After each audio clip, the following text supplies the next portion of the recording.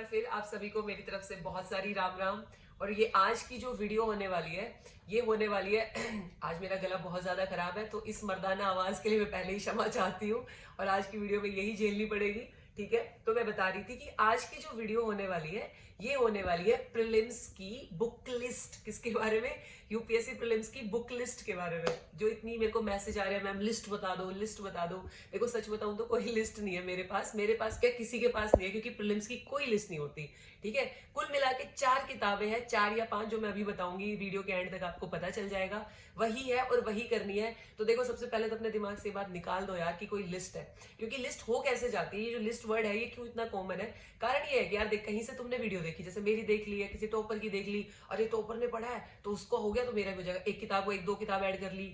अब मार्केट में जाके देखो हर इंस्टीट्यूट की अपनी किताबें हैं, एनसीईआरटी की किताबें हैं, स्टैंडर्ड बुक्स है। ठीक है, उसके अलावा टॉपर्स के नोट्स है, उनके उनके आंसर, अरे छोड़ो और तो छोड़ो यार, आंसर के मॉड्यूल है उनके। कोई टॉपर है उसने विजन में जाके आंसर दिया है किसी और स्कूल में, उसमें जाके टेस्ट लिखा, उसका मॉड्यूल पूरा का पूरा बना हुआ है। कितना सोचो कितना मटेरियल है। और यही बहुत बड़ी प्रॉब्लम है यूपीएससी में, टू मच की प्रॉब्लम है। किसकी प्रॉब्लम है? टू मच की, बहुत ज्यादा है। ठीक है, इस वजह से क्या होता है, एक लिस्ट तैयार हो जाती है। मैं भी दे सकती हूँ यार लिस्ट, मेरे को भी हर सब्जेक्ट की ना 20 किताबें पता है और आप सब लोगों को भी पता है, पर वो गलत है, उससे नहीं होगा, उससे यूपीएससी क्लियर नहीं होगा। ठीक है, तो आज की ये जो है, जो इसमें हम यही डिस्कस करेंगे। जितना मैं ये बताऊंगी ना कि कौन सी किताब करनी है, उससे ज्यादा हम ये भी देखेंगे कि भाई कौन सा नहीं करना। क्योंकि जितना जरूरी ये है ना कि कहाँ से आएगा, उससे ज्यादा जरूरी कि ये नहीं पढ़ना। तो आओ द सो कॉल्ड लिस्ट की बात कर लेते हैं कि कौन सी वो लिस्ट है।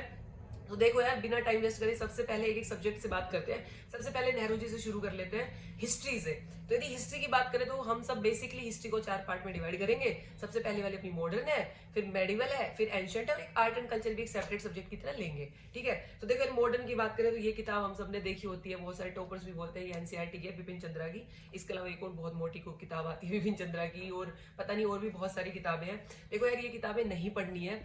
क्यों क्यों नहीं पढ़नी है? क्योंकि इसमें जो लिखा है ना, एनसीईआरटी तो एग्जॉस्ट हो चुकी है। आज से 20 साल पहले भी यही थी, इसकी या किसी भी सब्जेक्ट की हो, एनसीईआरटी जो है वो एग्जॉस्ट हो चुकी है। इससे 20 साल पहले भी यही थी, 10 साल पहले भी यही थी, अब भी यही है। तो ये किताब नहीं पढ़नी, और वो बहुत सारी मोटी किताबें भी नहीं पढ़नी। ठीक है, तो फिर क्वेश्चन ये आता है कि पढ़े क्या? देखो बेस तो बनाना पड़ेगा मॉडर्न का।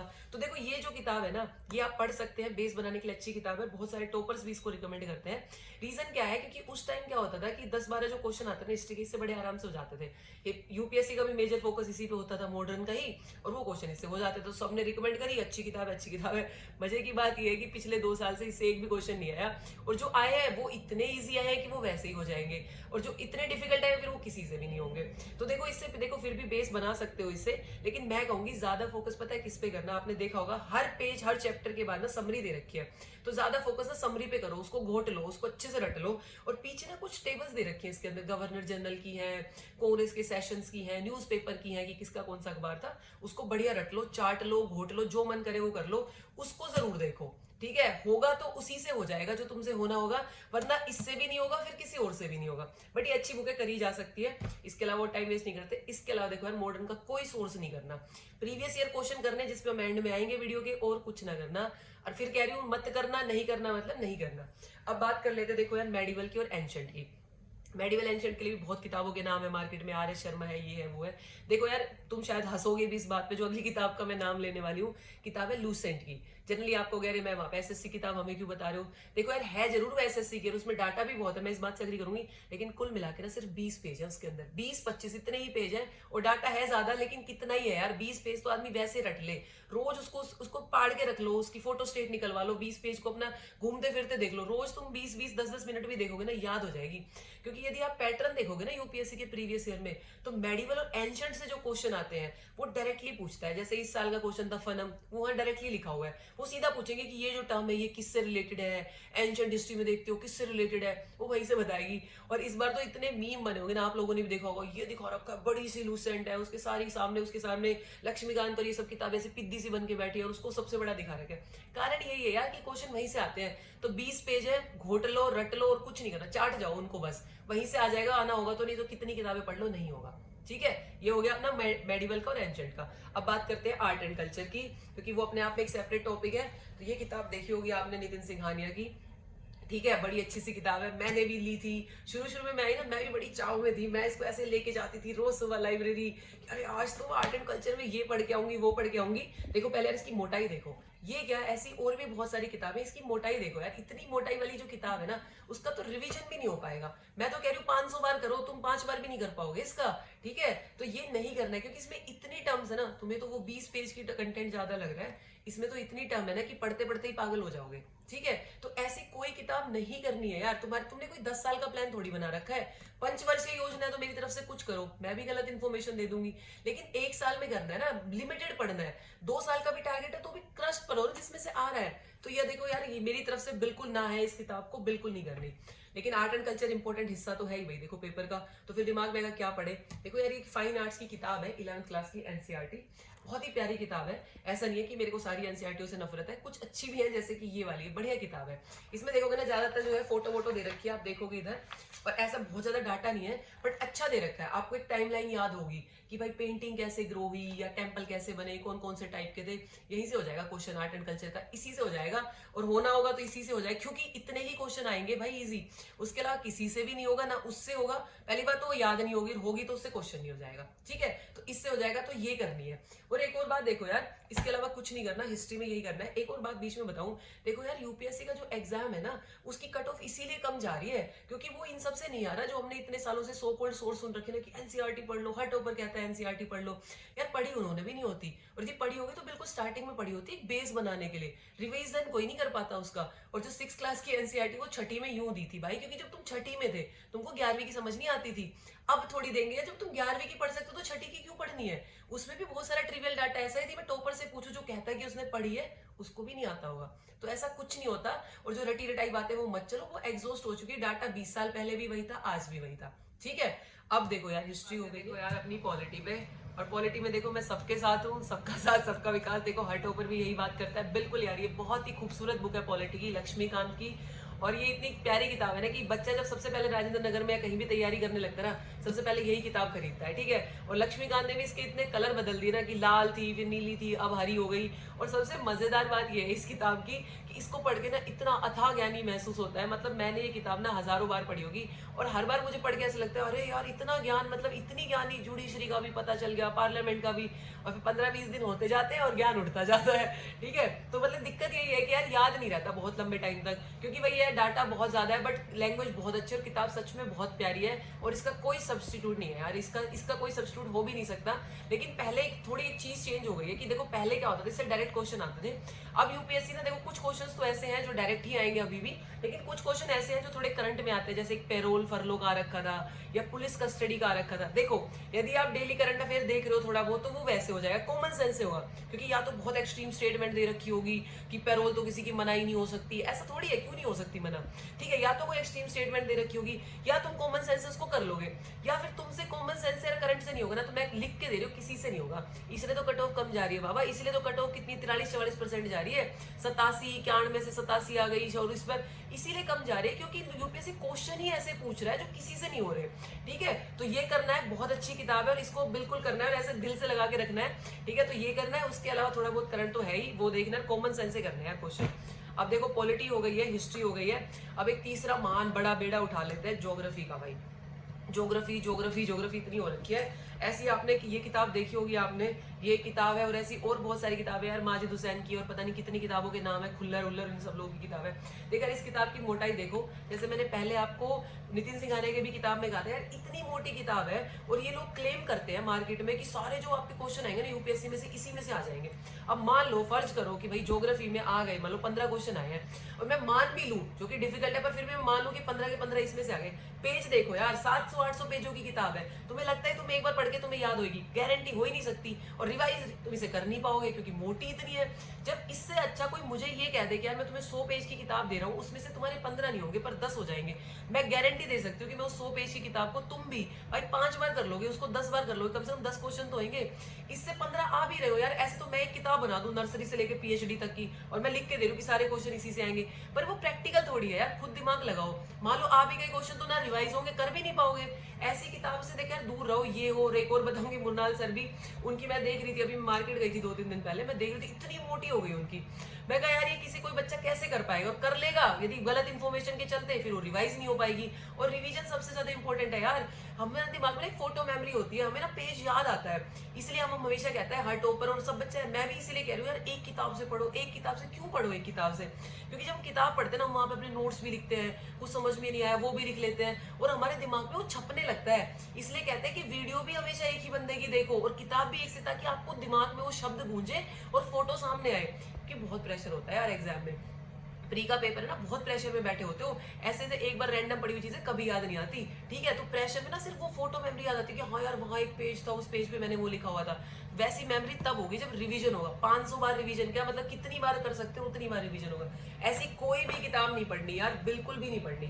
तो देखो यार, फिर पूछते हैं कि ज्योग्राफी के लिए क्या पढ़ सकते हैं, और एक बहुत कॉमन क्वेश्चन है, मैंने बहुत देखा है क्योंकि मैं खुद टीचर भी हूँ ज्योग्राफी की, कि मैम ज्योग्राफी के लिए 6ठी से 12वीं की एनसीईआरटी कैसी रहेगी। देखो यार, मैं फिर बता रही हूँ, 6ठी की एनसीईआरटी भाई 6ठी में यूं पढ़ाई जाती थी क्योंकि तुम्हें कुछ समझ नहीं आता था, तुम्हारा मन है ना पढ़ने का। तो 11वीं और 12वीं की 4 किताबें हैं, 2 है वर्ल्ड की और 2 है इंडिया की, मोर देन सफिशिएंट है, अपने आप में भरपूर है, वही पढ़ लेना और कुछ मत पढ़ना। 6ठी से 10वीं की तो बिल्कुल भी नहीं पढ़नी, ठीक है। उसके अलावा प्रीवियस ईयर क्वेश्चन है, क्योंकि अब देखो जो कोर ज्योग्राफी वाला पार्ट है यार, वो आना बंद हो गया। पहले जियोमॉर्फोलॉजी में बच्चे पागल हुए रहते थे, परतें कैसे बनती हैं, प्लेट कैसे आती है, ये वो पूछे यूपीएससी ने। पीछे 10 साल का पेपर उठा के देखो, 5 क्वेश्चन भी नहीं आए उससे, और बच्चा ना अपने पूरी प्रिपरेशन का 70% टाइम वहीं पे रहता है। तो क्वेश्चन आते कहाँ से? हमेशा ना पिछले साल का ट्रेंड देखा करो। पिछले 10 साल में ना क्लाइमेटोलॉजी से 25 क्वेश्चन आए हैं। और क्लाइमेटोलॉजी क्या है यार? कंसेप्ट है पूरे कि तूफान कैसे बनता है, अपना जो टेम्परेट साइक्लोन है कैसे बनता है, ट्रॉपिकल साइक्लोन कैसे बनता है। क्यों? क्योंकि क्लाइमेट चेंज हो रही है यार, क्लाइमेट चेंज हो रही है, तो वो हिस्सा अपने आप में इंपॉर्टेंट हो गया। अब पढ़ते तो आज से 10 साल पहले भी प्लेट टेक्टोनिक्स ऐसी थी, आज कन्वेक्शन सेल थ्योरी ऐसी थी, लेकिन देखो क्लाइमेट चेंज हो रहा है ना, तो वो करंट का भी पार्ट बन गया, तो वो इंपॉर्टेंट हो गया। तो वहां से क्वेश्चन आते हैं। ओशनोग्राफी देखो यार, पहले ओशनोग्राफी ना बड़ा अनएक्सप्लोर्ड सही रहता, वहां से क्वेश्चन नहीं पूछती थी यूपीएससी। अब देखो पिछले ना मतलब 10 सालों में इतने क्वेश्चन पूछे ना, और वो 10 सालों में भी क्या, पिछले 4-5 साल में ना हर साल तुम्हें 1 या 2 क्वेश्चन ओशनोग्राफी से मिलेंगे। क्यों? सी लेवल राइज हो रहा है, ये दिक्कत हो रही है, जो अपने आइस कैप्स है वो पिघल रहे हैं, ठीक है। तो ये वाला पार्ट हो गया, तो यहाँ ध्यान दो। ओशनोग्राफी और क्लाइमेटोलॉजी में हमेशा कंसेप्ट पे ध्यान दिया करो। जियोमॉर्फोलॉजी मेरी तरफ से तो बिल्कुल छोड़ देना, कुछ नहीं आएगा, एक क्वेश्चन आ जाएगा ज्यादा से ज्यादा, और उसमें तो तुम्हारा सिलेक्शन बेस भी नहीं है यार। उसके लिए इतना क्यों पढ़ना, 70% अपनी एनर्जी वहां क्यों देनी, ठीक है। तो क्लाइमेटोलॉजी, ओशनोग्राफी और इंडियन ज्योग्राफी पे काम करना है, जो तुम्हारा एनसीईआरटी से कवर हो जाएगा। अब आता है पार्ट, इसी के साथ एक कोलैबोरेशन में पार्ट है एनवायरनमेंट का, और उसके अलावा है मैपिंग। देखो यार, मैपिंग का तो मैं मानती हूँ, देखो मैं मैपिंग को कोई सब्जेक्ट नहीं मानती, मुझे लगता है कि मैपिंग ना हैबिट होनी चाहिए, आपकी आदत में होनी चाहिए। एटलस है, ऐसे ही हम सबने देखा है मार्केट में मैप आते हैं यार, जहां मन करे ना वहां चिपका लो, जहां तुम बैठ रहे हो, जहां तुम मतलब सो रहे हो, अपनी छत पे चिपका लो, दीवार पे चिपका लो। 10-10, 20-20 रुपए के मैप आते हैं, जहां तुम्हें लगता है ना कि तुम दिन के 5 मिनट बैठ के अपने बंदे बंदी से बात करते हो, अपने कुत्ते के साथ बैठते हो, जहां तुम्हारा मन करे ना वहां मैप चिपका दो। सिर्फ नजर पड़ेगी ना, याद होने लगेंगी चीजें, अच्छा ये कंट्री यहाँ है, अच्छा ये यहाँ है। नजरों में जब कोई चीज आती है ना, धीरे धीरे धीरे धीरे तुम्हारी इमेज बनने, वही फोटो मेमोरी बनने लगती है, और वो ऐसे ही होता है। और अपनी ये एटलस है यार, ये वाली ले लेना, कोई भी तुम्हारा मन करे, एटलस देखते रहो, मैप देखते रहो, धीरे धीरे याद होने लगेगी, नॉर्मल तुम्हें ना एक बेसिक आइडिया आने लगेगा। अब उसके बाद वो चीज आएगी, और मैं इसके बाद कहूंगी कि यूपीएससी का पेपर बिल्कुल प्रेडिक्टेबल है। जैसे कि एक एग्जांपल दूं, हमें पता था अफगानिस्तान न्यूज में था, इतना न्यूज में था ना तालिबान की वजह से, 2 साल से अफगानिस्तान अफगानिस्तान अफगानिस्तान हो रहा था, डायरेक्ट क्वेश्चन आया अफगानिस्तान के ऊपर। तो क्या करना है, मैपिंग का पार्ट तो हमें पता ही है, अब क्या करो, जो न्यूज में ना उसको उठा लो और उस एरिया के बारे में सब कुछ कर लो, कि कौन सी कंट्री टच करती है, कोई नदी तो नहीं है, कोई पहाड़ तो नहीं है, भारत के साथ क्या है, हो गया आपका क्वेश्चन। और देख लो अफगानिस्तान आया था इस बार। तो मैपिंग ऐसे ही करनी है स्मार्ट तरीके से, कि जो करंट में है वो, और उसकी बेसिक लोकेशन, ठीक है। और मैपिंग के भाई मैप चिपका लो, फिर से कह रही हूँ, जहाँ सोते हो, बैठते हो, दरवाजे के पीछे जहां तुम्हारा मन करे वहां मैप चिपका लो, ठीक है। तो ये हो गया अपना मैपिंग वाला पार्ट। अब एक पार्ट मैंने जो बीच में रोका था, जो सेक्शन, वो था एनवायरमेंट का। यार एनवायरमेंट का मैं बताती हूँ, मैं ना आपको अभी भी 4 किताबें दिखा दूंगी, मेरी लाइब्रेरी में रखी है। शंकर आईएएस की किताब है, पीएमएस आईएएस वालों की भी बहुत मोटी सी किताब है, ठीक है, और हर बहुत सारे इंस्टीट्यूट के बहुत सारे नोट्स हैं। देखो यार, एनवायरमेंट में ना तुम मुझे खुद पिछले 5 साल का पेपर उठा के देखो, एक भी ऐसा क्वेश्चन दिखा दो जो बिल्कुल कोर स्टैटिक से आ रखा हो, नहीं आता यार, आना ही बंद हो गया है। एनवायरमेंट ना पूरे का पूरा करंट अफेयर बेस्ड है, पूरे का पूरा। कोई भी ट्रीटी चल रही है न्यूज में, या मान लो कोई स्पीसीज है जिसका एक्सटेंशन हो गया, क्रिटिकली एंडेंजर्ड है, जब पूरे का पूरा करंट है तो वो किताब क्यों पढ़नी है यार? जब तुम्हें पता ही है पूरे पूरा करंट करंट है तो पॉइंट क्या है उस किताब को पढ़ने का? मैं पढ़ लूँ, वो 400-500 किताब पेज की किताब मैं पढ़ भी लूँ, उसमें से एक क्वेश्चन आएगा। हमेशा ना इनपुट वर्सेस आउटपुट देखा करो यार। 600 यदि कोई 600 पेजों की किताब है, उसमें से 2 क्वेश्चन आ गया, उसको तुम कर रहे हो बेवकूफी है। इससे अच्छा तो तुम कुछ और करो ना, बेस बनाओ अपना। कैसे बनेगा? प्रीवियस ईयर क्वेश्चन से बनेगा। अभी आती है उसके ऊपर। तो एनवायरमेंट के लिए सिर्फ और सिर्फ करंट करना है, सिर्फ और सिर्फ करंट, और कुछ नहीं करना, ठीक है? अब बच गए, देखो यार 2 सब्जेक्ट और बच गए। एक बच गया साइंस एंड टेक और दूसरा बचा है इको। इको की पहले बात कर लेते हैं। देखो यार इको के ना, देखो मुरनाल सर के नोट्स बहुत फेमस है, पॉपुलर है, और पुराने वाले अच्छे भी है, नो डाउट।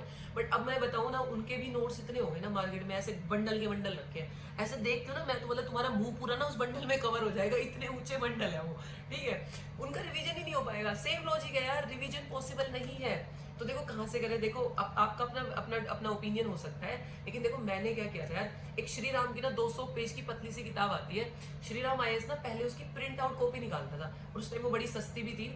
सोचो वो किताब इतनी फेमस हो गई ना, इतनी फेमस हो गई कि उन्होंने ना अब उसकी बुक निकाल दी और वो महंगी भी कर दी। लेकिन यार 200-250 पेज की हद मार के किताब होगी, पर इतनी प्यारी किताब है ना, आपके कंसेप्ट ना ऐसे क्लियर हो जाएंगे, तुम्हें किसी टीचर की जरूरत नहीं है, बिल्कुल नॉर्मल लैंग्वेज में दे रखी है, हर सेक्शन अलग से दे रखा है, बहुत ही प्यारी है, पूरा कंसेप्चुअल है। आप इस बार का भी पेपर देखोगे ना, रीर क्या है, नीर क्या है, ये पूछा कि हमारे एक्सचेंज रेट में कितना गिर गया, रुपये कितना, वो कारण पूछता है यार क्यों गिर रहा है। यदि हम लोग एसएलआर इंक्रीज या डिक्रीज हो रहा है, वो क्यों हो रहा है? कंसेप्ट है, कोर कंसेप्ट है, और कोर कंसेप्ट ना उस किताब से बहुत अच्छे से क्लियर होगा। और मान भी लेते हैं कि कोई हिस्सा ऐसा जो आपसे क्लियर नहीं हो रहा, तो सिर्फ उस कंसेप्ट को उठाओ, यूट्यूब पे जाओ, इतनी वीडियो है, एक अच्छी सी वीडियो निकालो, सिर्फ कंसेप्ट समझो और वापस आ जाओ। तो देखो मैं बहुत पर्सनली रिकमेंड करती हूँ, अच्छी किताब है, आप एक बार रेफर करना, आपको इको वहां से बहुत अच्छे से समझ में आ जाएगी, ठीक है? और फिर से कह रही हूँ, सिर्फ कंसेप्ट पे ध्यान देना, क्योंकि इको कंसेप्ट है, इको में कुछ नहीं रटना, सिर्फ कंसेप्ट समझ में आया तो इको है, वरना नहीं है, ठीक है? इको हो गई। अब लास्ट बात करते हैं साइंस एंड टेक की। साइंस एंड टेक में देखो यार, ह्यूमैनिटी वाले बच्चों की बड़ी फटती है, उनको ऐसा लगता है वो साइंस वाइंस क्या नाम ले दिया, क्या नाम ले दिया। देखो यार तुम्हें ना साइंस में ना जो बेसिक साइंस आती है ना, स्टेट में एसएससी, वो नहीं रटनी भाई। उसमें वो जो देते थे ना कि ये इसको बताओ, ये पोटाश आलम का क्या फॉर्मूला है, ये यूपीएससी नहीं पूछती। यूपीएससी हमेशा जाती है जो नई टेक्नोलॉजी जो न्यूज में है, ठीक है? जैसे मान लो पिछले साल कोरोना था, ठीक है, तो सबने रट लिया कोरोना कोरोना। यूपीएससी ने क्या पूछा? उसकी वैक्सीन पूछी, और वैक्सीन में भी ये नहीं पूछा कि कौन सी वैक्सीन है, वैक्सीन का नाम याद नहीं करना। ये जो अलग अलग वैक्सीन आती है क्यों आती है? हमारे वाली इतनी इफेक्टिव है, उसमें बूस्टर डोज की क्यों जरूरत है, उसमें बूस्टर डोज, तो वो कंसेप्ट पूछती है। जैसे कोई टेक्नोलॉजी आई, जैसे वेब 3 न्यूज में था 3.0, देख लो, पूछ लिया डायरेक्टली। ऐसे जो भी जैसे कोई क्रिप्टो करेंसी से रिलेटेड है, वो किस ग्राफ पे बेस्ड है, वो सब पूछती है। तो वो चीजें पूछती है जो टेक्नोलॉजी है, जो हेल्पफुल है, जिसका क्या है, यूज है। तो साइंस एंड टेक के लिए करंट है, और करंट से बढ़िया कोई सोर्स नहीं है यार। और तुम्हें फिर भी कुछ लगता है ना, जैसे तुम कुछ पढ़ रहे हो, तुम्हें लगता है कि तुम्हारा एक कोर पार्ट बच जाता है, तो अगेन मैं वही कहूंगी यार, यूट्यूब पे जाके उसके बेसिक्स देख लिया करो। मोर और लेस ना कुछ ऐसा बेसिक कंसेप्ट पूछती नहीं है यूपीएससी। पूछेगी ये टेक्नोलॉजी है, इसके क्या इंप्लीमेंटेशन है, इसका क्या फायदा है, बस यही पूछती है। और बहुत ईजी क्वेश्चन होते हैं, कॉमन सेंस, और आपको वो लॉजिक समझ में है ना, वो कंसेप्ट समझ में है, तो आपके हो जाएगा। यदि आपको टेक्नोलॉजी के बारे में पता है तो वो हो जाएगा। तो साइंस एंड टेक के लिए सिर्फ और सिर्फ अगेन करंट अफेयर है, ठीक है? अब देखो यार, ये सारी बातें हो गई, सारे सब्जेक्ट हमने कवर कर लिए। एक बार फटाक से मैं रिकैप कर देती हूँ कि हमने क्या क्या देखा। देखो सबसे पहले हिस्ट्री के लिए स्पेक्ट्रम कर लेना, ज्यादा कोशिश करना कि जो पीछे की समरी और टेबल है उस पर ध्यान दो, ठीक है? उसके अलावा कोई किताब नहीं करनी। उसके अलावा यदि मेडिवल और एंशिएंट की बात करें तो वो 20 पेज है, लुसेंट के चार्ट लेना, घोट लेना, रट लेना। आर्ट एंड कल्चर के लिए सिर्फ 11वीं क्लास की एनसीईआरटी करना और कुछ मत करना। अब बात करते हैं पॉलिटी की। लक्ष्मीकांत है, प्यारी किताब है, लेकिन उसके स्मार्ट नोट्स बनाने हैं। जैसे कि मैंने तुम्हें स्मार्ट नोट्स का बता रही थी, जैसे लक्ष्मीकांत के बारे में जब मैं बता रही थी, वो रह गया बीच में। स्मार्ट नोट्स कैसे बनाने? देखो यार, ये तो आपने भी देखा होगा, जैसे कॉन्स्टिट्यूशन बॉडी के 10-12 पेज है, ठीक है? तो 10-12 जो चैप्टर है कॉन्स्टिट्यूशन बॉडी के, उसकी ना एक टेबल बना लो। जैसे कि मान लो ये है पेज, इधर नाम लिख लो सबके, और इधर बॉक्स बना लो। अब पहला जैसे मान लो तुमने कैग का लिख लिया, दूसरा इलेक्शन कमीशन का लिख लिया, आगे आर्टिकल, अपॉइंटमेंट, रिमूवल, ये पूरी टेबल बन गई, तैयार तुम्हारा। अब जब भी हो सिर्फ इस टेक्निकल चीज को पढ़ लो, बाकी तो सब यार थ्योरी है, वो तुम कर लोगे, ठीक है? एक तो ये हो गया। और दूसरा, जैसे मान लो हमें पता है कि प्रेसिडेंट और गवर्नर सेम है, ऑन द पार बराबर है, तो हमेशा ना कंपैरेटिव पढ़ा करो। जहां प्रेसिडेंट के नोट्स निकालो ना, वहीं गवर्नर के निकालो। 2 फायदे होंगे, एक तो तुम्हें कंपैरेटिव स्टडी समझ में आएगी, और एक याद अच्छा रहता है। जब तुम 2 चीजों के बीच में कंपेयर करते हो ना, हमेशा अच्छा याद रहता है। और यूपीएससी क्वेश्चन भी यहीं से पूछता है कि उसकी पार्डनिंग पावर में उसकी में क्या फर्क है। सिमिलरली पीएमसीएम एक साथ कर लो, पार्लियामेंट स्टेट लेजिस्लेटिव एक साथ कर लो, राज्यसभा और स्टेट लेजिस्लेटिव जो है वो एक साथ कर लो, काउंसिल जो है स्टेट वाली। ऐसे ना हमेशा ऐसे करा करो। इससे क्या है, ये स्मार्ट नोट्स भी और याद रहेंगे, और छोटे बनेंगे तो रिवीजन कर पाओगे, ठीक है? तो ये वाली बात होगी पॉलिटी की। तो पॉलिटी के लिए लक्ष्मीकांत थी। अब तीसरी बात करते हैं, हमने तीसरे पे डिस्कस किया हमने ज्योग्राफी। देखो ज्योग्राफी के लिए 11वीं 12वीं की एनसीईआरटी मोर देन सफिशिएंट है, और सिर्फ क्लाइमेटोलॉजी और ओशनोग्राफी पे फोकस करो, उसके कंसेप्ट समझो। मैपिंग देखो मैं सब्जेक्ट नहीं मानती, जहां मन में वहां चिपका लो, उसको रोज देखा करो, और जो करंट में जो लोकेशन रहती है उस पर ज्यादा फोकस किया करो। एनवायरमेंट के लिए हमारे पास क्या है, अगेन करंट अफेयर है। साइंस एंड टेक के लिए फिर से करंट अफेयर है, कुछ नहीं करना भाई। टेक्नोलॉजी देखो, करंट भी कोई रैंडम करंट नहीं, जो टेक्नोलॉजी नई न्यूज में आ रही है, किस बेस पे आ रही है वो देखो। और लास्ट में अपना बचा था इको, इको के लिए श्री राम वालों की बड़ी प्यारी किताब है, वो देख लो। ठीक है, अब ये वाले सारे हो गए प्री कैप। अब देखते हैं इसके बाद एक बहुत इंपॉर्टेंट हिस्सा आता है कि मैम बेस बनाना है, बेस बनाना है, यहाँ से बनेगा बेस। अब आते हैं इस पूरी वीडियो के सबसे इंपॉर्टेंट पार्ट पे, और वो इंपॉर्टेंट पार्ट है, वो डिस्कस करने से पहले एक छोटी सी बात बताना, तुम अपने दिल पे हाथ रख के बताना, तुम लोगों में से कितने को सिलेबस याद है प्री और मेंस का। मैं गारंटी ले सकती हूँ मैक्सिमम बच्चों को याद नहीं है, और मुझे भी नहीं होता था शुरू में, मुझे भी ऐसे ही रहता था। मैं हम सब सुनते हैं, हर बंदा यही बोलता है, मैं भी बोल रही हूँ, बोल के चली जाऊंगी, हर टॉपर भी यही बोलता है सिलेबस देख लो सिलेबस। तुम्हें लगता है आया भोग के चला गया, सेम बात है। लेकिन यार मैं सच में बता रही हूँ, आज कसम खा लो इस वीडियो के बाद कि आज और अभी यूपीएससी की साइट से जाके सिलेबस डाउनलोड करोगे और उसका प्रिंट आउट निकलवाओगे। क्यों, ये क्यों जरूरी है यार, क्यों बार बार हर कोई सिलेबस बोलता है। और जो दूसरी बात मैं अभी बताने वाली हूँ, देखो यार हमारे और यूपीएससी के बीच में ना कम्युनिकेशन के दो ही माध्यम है, उसके अलावा यूपीएससी ने कुछ नहीं कहा कि तुम कहाँ से पढ़ के। उसने तो कहा है कि तुम्हारे में टैलेंट है तुम पढ़ के ही बताओ, यदि तुम्हें टैलेंट है तो उसने तो कहा ही नहीं कि तुम लक्ष्मीकांत पढ़ो या कुछ भी करो। कम्युनिकेशन के दो ही तरीके हैं, पहला तो यूपीएससी देती है सिलेबस कि देखो ये सिलेबस है, इस ये पढ़ के आना है, और दूसरा यूपीएससी आपको देती है प्रीवियस ईयर क्वेश्चन की देखो ऐसे में क्वेश्चन पूछ रहे हो तो तुम आइडिया लगा लो। हम क्या करते हैं, हम यार लक्ष्मीकांत पढ़ रहे हैं, अब लक्ष्मीकांत क्या अच्छी किताब है, पढ़ भी रहे हैं, उससे क्वेश्चन भी आ जाता है। लेकिन यूपीएससी ने कभी कहा कि लक्ष्मीकांत पढ़ के आओ, या यूपीएससी ने कभी कहा शंकर आईएएस पढ़ के आओ, या पीएमएफआईसी किताब पढ़ के आओ। भाई कुछ नहीं कहा यूपीएससी ने। यूपीएससी ने कहा कि यदि तुम्हारे दिमाग में, यदि तुम पहले से नॉलेज लेके आए हो तो बेशक से सीधे पेपर देने आ जाओ, हमें कोई फर्क नहीं पड़ता। यहाँ पे ना सिलेबस इंपॉर्टेंट होता है। हम क्या सोचते हैं, हम सोचते हैं स्पेक्ट्रम का जो इंडेक्स है ना वही सिलेबस है, इन्होंने दिया है तो यही सिलेबस है। ऐसा नहीं है, सिलेबस बहुत अलग है इससे। इसलिए हमारा ना ज्यादातर मैक्सिमम जो टाइम है ना वो इसी चीज में वेस्ट हो जाता है, क्योंकि हमें यही नहीं पता सिलेबस क्या है। इसलिए ना आज और अभी से कसम खाओ कि सबसे पहले देखोगे सिलेबस, क्योंकि सिलेबस से तुम्हें समझ में आएगा कि पढ़ना क्या है। कुछ भी पढ़े जा रहे हो, जो दिखे ये पढ़ लेते हैं, नहीं ऐसा नहीं करना है, सिलेबस बहुत जरूरी है। तो पहले तो प्लीज कसम खा लो और कमीनो सच में सिलेबस देखना है जो भी इसको देख रहे हैं, ठीक है। और दूसरा है देखो यार प्रीवियस ईयर क्वेश्चन, ठीक है। प्रीवियस ईयर क्वेश्चन देखो, ये किताब का कोई मैं पेड प्रमोशन नहीं कर रही, ठीक है, लेकिन ये मैं सिर्फ इसलिए दिखा रही हूँ क्योंकि इसमें लास्ट 25 साल के क्वेश्चन है। यदि आपके पास ऐसी कोई पीडीएफ है तो आप वहां से करो, चाहे आप कहीं से करो, वो आपकी मर्जी है। देखो प्रीवियस ईयर क्वेश्चन बहुत ज्यादा इंपॉर्टेंट है। मैं आपको एक छोटा सा एग्जाम्पल देके बताती हूँ। यदि मेंस की बात करें ना तो 2020 का जो पेपर आया था GS1 का, उसमें 18 से 19 क्वेश्चन, 20 क्वेश्चन आते हैं टोटल मेंस में, 18 से 19 क्वेश्चन सिर्फ पिछले 25 साल से डायरेक्ट और इनडायरेक्ट रिपीट हुए थे, ठीक है। 2021 में भी 12 से 13 क्वेश्चन रिपीट हुए थे, और ये सेम GS1 के साथ भी 2, 3 जैसे मैंने अपनी पिछली वीडियो में बताया था सेम है। सेम ना किस्सा प्रीलिम्स के साथ भी है। प्रीलिम्स में ना यूपीएससी सेम चीज पूछती है। 2021 में उसने क्वेश्चन पूछा था कि इनमें से कौन सा बर्ड नहीं है, और वहां उसने दे रखा था मशीर का नाम, ठीक है। 2020 में उसने सेम क्वेश्चन पूछा था और उसने ये पूछा था कि पाई कहाँ जाती है। देखो यार क्वेश्चन सेम उठा रही है, बस थोड़ा इधर कर देती है, कभी इधर कर देती है। और ये लैंग्वेज है ना, ये तुम्हें तब समझ में आएगी जब तुम ये क्वेश्चन देखोगे। तुम्हें ना ये हो सकता है कि यहाँ से तुम्हें डायरेक्ट क्वेश्चन ना मिले, लेकिन एक बात बताऊं, लैंग्वेज समझ में आएगी। तुम्हें समझ में आएगा कि यार हमें तो करना ही यही है यार, एग्जामिनर के दिमाग को ही तो समझना है। वो हमें वहां बैठ के पागल बना रहा है और हमने उसको पागल बनाना है। मतलब ये तो वही वाला गेम हो गया ना, टू मच फन, तुम विलन के पीछे और विलन तुम्हारे पीछे, वही वाली बात हो गई। अब यूपीएससी सोचता है कि वो तुम्हें परेशान करेगा, लेकिन तुमने उसके दिमाग को पढ़ लिया तो तुम परेशान हो ही नहीं सकते, तुम प्रेशर में आओगे ही नहीं। और वो तुम ना यहाँ से समझोगे यार लैंग्वेज, जब तुम पिछले साल के क्वेश्चन बार बार बार बार बार बार, और ऐसा नहीं है कि तुमने हिस्ट्री पढ़ ली, मैम मैंने तो हिस्ट्री पढ़ ली, मैम मैंने तो प्रीवियस ईयर क्वेश्चन भी कर लिए। अरे यार एक बार करने से क्या होएगा, जब किताब को मैं कह रही हूँ 500 बार रटो तो क्वेश्चन भी तो 500 बार रटोगे तभी तो याद होंगे। और यहाँ से होता है वैल्यू एडिशन। और बात है जब तुम इस किताब को 500 बार कर लोगे ना, तुम्हें भी फील आने लगे कि ये क्वेश्चन जो यूपीएससी ने दिया ना, ये सिर्फ और सिर्फ हम जैसे जो बकरे हैं ना उनको फंसाने के लिए दिया है। तुम्हें ना उस क्वेश्चन की लैंग्वेज से फील आ जाएगी यार, कुछ तो इसके अंदर है। मान लो तुम्हें कोई भी आइडिया है ना, तो भी उसकी लैंग्वेज देख के फील आएगी, और फील का ही तो यार पूरा वो यूपीएससी भी तो ऐसा क्वेश्चन बनाएगी ना जिससे अधिकांश बच्चे बाहर हो जाए, अधिकांश बच्चे सोचे कि यार ये तो होगा ही, ये तो इतना कैची लग रहा है ना, ये तो होगा ही। वो यूपीएससी ने दिया ही इसलिए क्योंकि यूपीएससी को भी ये बात पता है कि ये कैची है और तुम इसके ट्रैप में फंसोगे। और वो तुम्हें समझ में पता है कब आने लगेगा वो फील वाला और लैंग्वेज वाला गेम, जब तुम ये जो प्रीवियस ईयर क्वेश्चन है इनको रट मारोगे, घोट मारोगे, इनका ही बेस बनाओगे, इन्हीं को रिवाइज करोगे और इन्हीं से जब वैल्यू एडिशन करोगे, ठीक है। तो देखो यार ये मैंने अपनी तरफ से एक पूरी बुक लिस्ट समराइज करने की कोशिश करी है, द सो कॉल्ड लिस्ट। अब देखो यार कोई लिस्ट नहीं, मैंने कहा था ना कुल मिला के 4-5 किताबें बचेंगी और कुछ नहीं बचेगा। तो मार्केट के इन सब चक्करों में मत पढ़ो यार, और इन्हीं को पढ़ो, बार बार पढ़ो, रिवाइज, वही ना, ईट स्लीप रिपीट, और यही करते रहो रोज। तो हर किताब को ऐसे ही रिवाइज करके पढ़ना है और बार बार पढ़ते रहना है। और यार एक और बात है, वीडियो एंड करने से पहले मैं बताना चाहूंगी, जैसे मैंने लास्ट वीडियो में कहा था कि नोट्स आ रहे हैं, तो बहुत सारे लोग मुझे मैसेज कर रहे हैं कि मैम अपने नोट्स शेयर कर दो, नोट्स शेयर कर दो। यार मैं भी नोट्स शेयर करना चाहती हूँ, बट वो हैंड रिटन है, और मैं सच बताऊं तो इतने गंदे बना रखे ना, मैं जब भी पढ़ती हूँ ना अलग पेन से पढ़ती हूँ, यहाँ ऐसे गोल है, यहाँ ले जाके, इस वजह से ना वो तुम्हें समझ में नहीं आएंगे। तो मैं उनको अच्छे से कंपाइल कर रही हूँ ताकि जब मैं आप लोगों के साथ शेयर करूँ तो आपको समझ में भी आए और आपके लिए हेल्पफुल हो। तो उसमें थोड़ा सा टाइम लग रहा है, वो है, जैसे ही वो तैयार हो जाएंगे मैं डेफिनेटली आप लोगों के साथ शेयर करूंगी। यदि आपको वीडियो पसंद आई हो तो प्लीज वीडियो को लाइक करो। आपको लगता है कि यदि ये हेल्प करेगी तो अपने यार प्यारों दोस्तों के साथ इसे शेयर करो, और यदि आपने चैनल सब्सक्राइब नहीं किया तो प्लीज सब्सक्राइब कर लेना। Thank you so much. Ram Ram आप सभी को।